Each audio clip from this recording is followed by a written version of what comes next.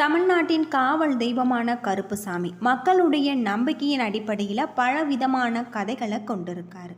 அவற்றில் மிகவும் பிரசித்தி பெற்றது தமிழகம் மற்றும் கேரளாவில் கருப்புசாமி வழிபாடு அதிகமாக இருக்குது. கருப்புசாமி பற்றிய பல சுவாரஸ்யமான கதைகளை பற்றி தான் தெரிஞ்சுக்க போகிறோம். வீடியோவை கடைசி வரைக்கும் ஸ்கிப் பண்ணாமல் பாருங்கள். நம்ம சேனலை சப்ஸ்கிரைப் பண்ணலைன்னா மறக்காமல் சப்ஸ்கிரைப் பண்ணிவிடுங்க. கருப்புசாமிக்கு போற்றி அப்படின்னு சொல்லிட்டு மறக்காமல் கமெண்ட் பண்ணுங்கள். வாங்க வீடியோக்குள்ளே போகலாம். எத்தனையோ காவல் தெய்வங்கள் இருந்தாலுமே கருப்புசாமியே மிகவும் சக்தி வாய்ந்த தெய்வமாக கருதப்படுறாரு. இவர் முருகனுடைய அவதாரம் என்றும் இவர் திருமாலின் கல்கி அவதாரம் என சொல்லப்படுது. இதனால் தப்பு செய்தால் கருப்புசாமி தண்டிப்பார் என்ற பயம் மக்கள் மனதில் இன்றுமே இருந்து வருது. உண்மையில் யார் இந்த கருப்புசாமி? சபரிமலை முதல் தமிழக கிராமங்கள் வரை பயபக்தியுடன் பக்தர்கள் வணங்கும் இந்த காவல் தெய்வத்தின் வரலாறு என்ன? முழுமையாக தெரிஞ்சுக்கலாம் வாங்க. சீதையுடைய கர்ப்ப காலத்தில் வால்மீகி முனிவரின் ஆசிரமத்தில் லவன் பிறந்தார். ஒரு நாள் லவனை முனிவரிடம் விட்டு சென்று சீதை சென்றபோது முனிவர் ஒருவர் தர்பை புள்ள மந்திரத்தால் குழந்தையாக மாற்றினார். சீதை திரும்பி வந்து லவனை அழைத்து சென்றதுமே முனிவர் உருவாக்கிய குழந்தை தவறுதலாக நெருப்பில் பட்டு கருகியது. ராமனின் வேண்டுகோளின்படி அந்த கருகு நிற குழந்தை ஒரு தெய்வீக சக்தியாக மாற்றப்பட்டு காவலுக்குரிய தெய்வமாக நியமிக்கப்பட்டது. மதுரை அழகர் கோவிலில் இருக்கக்கூடிய உற்சவ மூர்த்திகளின் மலையாள மந்திரவாதிகள் சிலர் திருட முயற்சிருக்காங்க. அழகரின் கட்டளையின்படி அங்கு இருக்கக்கூடிய பட்டர் வெண்பொங்கலில் நிறைய மிளகு சேர்த்து படைத்து அந்த மந்திரவாதிகளை அடையாளம் காட்டினார்.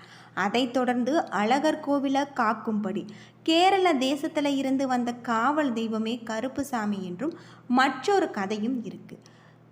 சிவபெருமானின் கோபத்தில் இருந்து தோன்றிய அகோர வீரபக்தரின் அம்சமாகும். விஷ்ணுவின் கையில் இருந்து உருவானவராகவும் கருப்புசாமி போற்றப்படுறாரு. கருப்புசாமிக்கு உகந்த படையலாக சர்க்கரை பொங்கல், அவல், பொறிக்கடலை மற்றும் இளநீர் ஆகியவை படைக்கப்படுது. பெரும்பாலும் காவல் தெய்வமாக மக்கள் வணங்கப்பட்டு வருவதாகவும் சொல்லப்படுது. இப்படி இருக்கக்கூடிய கருப்புசாமி கருப்பு உருவம், முறுக்கு மீசை, கையில் பெரிய அருவாள், வெள்ளை குதிரை பவனி ஆகியதான் கருப்புசாமியின் பெயரை கேட்டதுமே அனைவரின் நினைவிற்கு வருவது.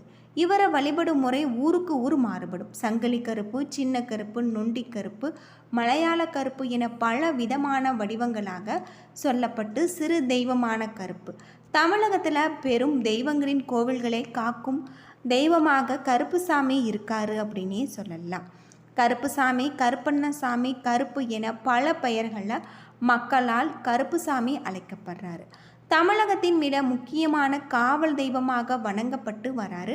இவருக்கு தமிழகத்தில் பல பகுதிகளில் குறிப்பாக கிராமப்புறங்களில் அதிக அளவில் கோவில்களுமே பக்தர்களுமே இருக்காங்க. பல ஊர்களில் காவல் காக்கும் தெய்வமாக நம்பப்பட்ட கருப்புசாமியே அம்மன் கோவில்களில் காவல் தெய்வமாக கருதப்பட்டு வராங்க. இவருக்கு ஒரு தனி சன்னதி வைக்கப்பட்டிருக்கும். இப்படி அனைவராலும் போற்றப்படும் கருப்புசாமி யார்? இவரை எப்படி காவல் தெய்வமாக மாற்றினார்கள் என்பதை பற்றி நாம் தெரிந்து கொள்ள வேண்டியது ரொம்பவும் நல்லது. கருப்புசாமி காவல் தெய்வமாக இருக்கக்கூடிய இடம் கேரளா. அங்கிருந்து கருப்புசாமி தமிழகம் வர மதுரை மாவட்டத்தில் கருப்புசாமி அதிகமாக கோவில் இருக்கிறதாகும். இங்கு சக்தி வாய்ந்த தெய்வமாக விற்றிருக்கக்கூடிய 18ஆம் படி கருப்புசாமி இந்த பகுதியை சேர்ந்த மக்கள் இந்த கருப்புசாமி மேல் மிகுந்த பக்தி கொண்டு மிகவும் பயபக்தியுடன் வணங்கி வராங்க. அநியாயங்கள் செய்தால் கருப்புசாமி கேட்பார் என்ற இந்த கருப்புசாமி மீது பயமும் அதிகமாக இருந்தது. கேரள தேசத்தை ஆட்சி செய்த அரசர் ஒருவர் ஒருமுறை பாண்டிய நாட்டில் இருக்கக்கூடிய திவ்ய தேசமான அழகர் கோவிலுக்கு வந்து அழகே உருவான கள்ளழகரை தரிசித்திருக்காங்க. அழகரை கண்ட இந்த அரசன் அதை உருவேற்றி தம் தேசமான கேரளாவுக்கு கொண்டு செல்ல திட்டம் தீட்டினார். நாடு திரும்பிய அரசன் மந்திர தந்திரங்களால் நன்கு தேர்ச்சிப்பட்ட 18 கேரள மந்திரவாதிகளை தேர்வு செய்து அழகரின் சக்தியை எடுத்து அழகரை கேரளம் தூக்கி வரும்படி கட்டளையிட்டார். 18 மந்திரவாதிகளுமே மன்னரின் கட்டளையை நிறைவேற்ற அழகர் மறை வருவதற்கு தயாராகியிருக்காங்க. 18 மந்திரவாதிகளுமே காவலாக மலையாள தேசத்தின் காவல் தெய்வமான கருப்பன் வெள்ளை குதிரை மீது ஏறி இங்கு முன்னு சென்றான். மக்கள் அவர்களை தடுத்து நிறுத்தி அது மட்டும் இல்லாமல் 18 பேரையுமே கொன்று களிமண்ணால் படிகளை செய்து படிக்கு ஒருவராக 18 படிகளிலுமே 18 பேரை புதைச்சிருக்காங்க. தன்னிடம் மயங்கி நின்ற காவல் தெய்வம் கருப்புசாமி காட்சி தந்து அருள் புரிந்து வரம் தந்து என்னையும் மலையையும் காவல் புரிந்து வருவாய் என அருள் புரிஞ்சிருக்காங்க. கல்லழகரான சுந்தரராஜா பெருமாள் என்ற காவல் தெய்வமான கருப்புசாமி இந்த மலையில் தங்கியிருந்த அழகர் மலையை இன்று வரையுமே காத்து வருவதாக நம்பிக்கை. 18 பேருடன் வந்த தெய்வமாவதால் 18 படிகளின் மீது நின்று காவல் தெய்வமாக காட்சி தராரு. ஒரு நாள் கோவில் பட்டர் கனவில் தோன்றிய கருப்புசாமி திருமால் பள்ளி கொண்ட திருவாயில் மலையும் பின் திருமாலின் அர்த்த ஜாம பூஜையில் பிரசாதங்களை தனக்கு படைக்குமாறு வேண்ட அன்று முதல் அழகருக்கு படைக்கப்படும் அர்த்த ஜாம பூஜை பிரசாதங்கள் 18 படி கருப்புசாமிக்கு படைக்கப்படுவதாக சொல்லப்படுது. அழகர் மலை முன்பு அமர்ந்திருக்கக்கூடிய 18 படி கருப்புசாமி கோவிலில் சுவாமி விக்கிரகம் எதுவும் கிடையாது. பூட்டப்பட்ட பெரிய கதவிற்கு மட்டுமே பூஜைகள் நடைபெறுவதாகும். பூட்டப்பட்ட அறைக்குள் 18 படிகளுமே பெரிதும் சிறிதுமாக ஏராளமான அருவாள், வேல், கம்பு, ஈட்டி போன்ற ஆயுதங்கள், கருப்புசாமியின் ஆபரணங்கள் போன்றவை மட்டுமே வைக்கப்பட்டிருக்கு. இவைகளில் தினசரி பூஜைகள் நடத்தப்படுவது வழக்கம். ஒவ்வொரு நாளுமே அழகர்மலை கோவிலில் பூட்டப்பட்டதும் கதவின் சாமி 18ஆம் படி கருப்பசாமியின் முன்பு வைத்துவிட்டு செல்வாங்க. மறுநாள் காலையில் கோவில் திறக்கும் முன் பட்டர் கருப்புசாமியுடன் அனுமதி பெற்று சுவாமி இங்கு சாவியை எடுத்து சென்று கோவில் கதவை திறக்கும் வழக்கம் இன்று வரை நடைமுறையில் இருக்கு. சித்திரை திருவிழாவிற்கு அழகர் மதுரைக்கு புறப்படும் பொழுதும் மதுரையில் இருந்து கோவிலுக்கு திரும்பும் போதும் அழகர் அணிந்த நகைகள் எண்ணப்பட்டு அந்த பட்டியல் 18ஆம் படி கருப்புசாமியின் முன் படைத்து காட்டப்படும். அது மட்டும் இல்லாமல் கோவில் நகைகளை காவல் தெய்வம் கருப்புசாமியை பாதுகாத்து வருகிறார் என்பது பல காலமாக தொடர்ந்து வரும் நம்பிக்கை. இன்று 18 படி கருப்புசுவாமி சன்னதி அமைந்திருப்பது தான் அழகர் கோவிலின் ராஜகோபுரம் வாசலாக ஒரு காலத்தில் இருந்ததாக சொல்லப்படுது. 18 மந்திரவாதிகளுமே கொன்று புதைக்கப்பட்ட இடம் என்பதால் தீட்டப்பட்ட தெய்வங்கள் இங்கு வந்து சென்று பாதை கிடையாது என்பதால் ராஜகோபுர வாசல் அடைக்கப்பட்டு அதற்கு பதிலாக கோட்டை சுவரின் ஒரு பகுதி உடைக்கப்பட்டு கோவிலில் செல்வதற்கு வழி அமைக்கப்பட்டிருக்கு.